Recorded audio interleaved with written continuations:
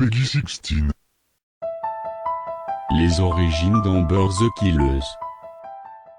Je m'appelle Amber, je suis une fille contrôlée par sa folie, je ne suis pas normale, mes parents sont des drogués et alcooliques, qui n'ont jamais voulu de moi, mes seuls amis je ne les aime pas, et les enfants normaux encore moins, je n'ai aucune intention de m'abattre sur ma triste destinée, mais je vais quand même vous la raconter. Je ne suis même pas née pour mes parents, ils me considèrent comme un vulgaire déchet, qui est là pour faire beau, je ne leur sers à rien, si juste à une chose, aller au tabac pour leur acheter toujours plus de cigarettes. Je suis l'ami de quelques personnes, et encore je ne les aime pas et ils ne m'aiment pas non plus, je pense, car ils doivent en avoir marre d'entendre une fille se lamenter sur son sort chaque jour. La vie? On m'a toujours dit de voir que le bon côté, mais il n'y a que des eaux noires dans ma vie, jamais de blanches, alors je vais faire court, je suis dépressive, je n'arrêtais pas de m'ouvrir les veines, j'ai passé ma vie à l'hôpital et j'y ai rencontré une personne formidable, hélas je n'ai pas pu voir son visage, car il était bandé suite à une dispute, qui a éclaté un anniversaire, et il a été brûlé, il s'appelle Jeffrey. Jeffrey Woods. Depuis mon plus jeune âge je me suis intéressé à la torture, aux tueurs en série, légendes urbaines et paranormales. J'ai même déjà pratiqué la torture sur une gamine, qui n'arrêtait pas de me faire chier, comme d'habitude mes parents n'en avaient rien à faire des cris d'agonie, qui venaient de ma chambre. J'ai même tenté d'empoisonner mes parents mais mon père s'en est rendu compte, et depuis il ne peut plus me supporter. Suite à la mort de ma mère dans un accident de voiture mon père n'était plus le même, il m'utilisait pour calmer sa colère, j'étais son souffre-douleur, un vulgaire jouet sans vie et sans âme pour lui.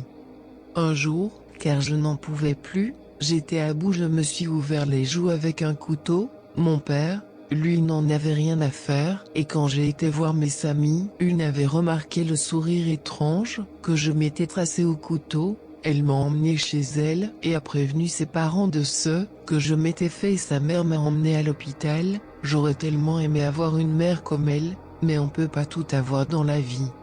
Le soir je suis rentré et je me suis débarrassé de lui, il était en train de dormir sur le canapé, une bouteille à la main, toujours un cendrier rempli de cendres et de cigarettes. Je suis allé dans le garage et j'ai pris une tronçonneuse que mon père laissait traîner là, puis je les allumais et mon père s'est réveillé, il s'est mis à me crier dessus en disant « Amber putain arrête de foutre le bordel, merde on peut pas roupiller en paix dans cette baraque de merde ». Puis je me suis avancé vers lui, la tronçonneuse dans les mains, je les regardais avec un regard vide et j'étais heureuse de savoir que j'allais en finir avec cet enfer, avec lui aussi. J'ai rallumé la tronçonneuse car je l'avais éteinte et je l'ai vu me regarder avec crainte, il a même essayé de me tuer avec sa bouteille qu'il avait cassée juste avant mais j'ai réussi à la casser encore plus, ce qui la rendait inutilisable pour pouvoir me blesser. Puis je l'ai regardé dans les yeux et je lui ai planté la tronçonneuse dans le ventre, des bouts de chair volaient et venaient s'écraser contre moi, le sang giclait de partout et les cris stridents de mon père me rendaient euphorique. En plus, la tronçonneuse avait alerté le voisin, qui avait appelé les policiers, mais avant qu'ils arrivent j'avais tellement massacré mon père, qu'il ne ressemblait plus qu'à un tas de chair immaculée. J'étais heureuse de savoir que j'en avais enfin fini avec lui. J'ai alors pris un bidon d'essence, qui était aussi dans le garage, et j'ai mis le feu à la maison. Après avoir fini mon œuvre, j'ai fui dans la forêt pas loin de chez moi, et depuis on ne m'a toujours pas retrouvé.